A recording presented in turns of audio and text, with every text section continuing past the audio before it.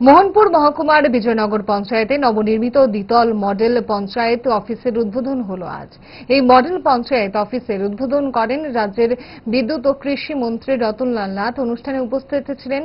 শুভ উদ্বোধনী অনুষ্ঠান হয় আজকে।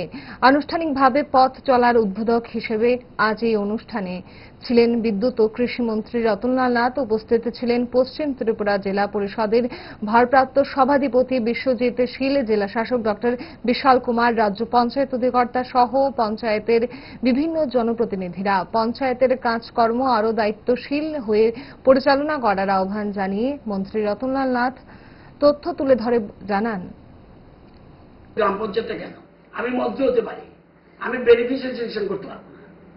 পঞ্চায়েত যদি অ্যাপ্রোপ্রিয়েট অথরিটি সিলেক্ট বেনিফিশিয়ারি তারা ঠিক করে।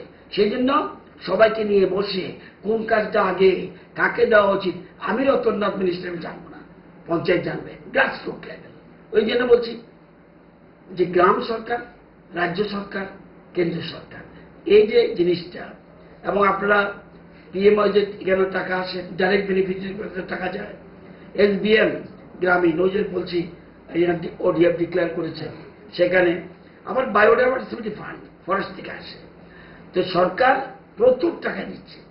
টোটাল 8 বছরে শুধু পিডিএফ এবং সেন্ট্রাল ফাইন্যান্স কমিশন মিলে 1617 কোটি দিয়েছে। 1617 কোটি 45 লক্ষ, তাদের সঙ্গে মাত্র 782 কোটি। ডেভেলপমেন্ট এমনি এমনি হয়।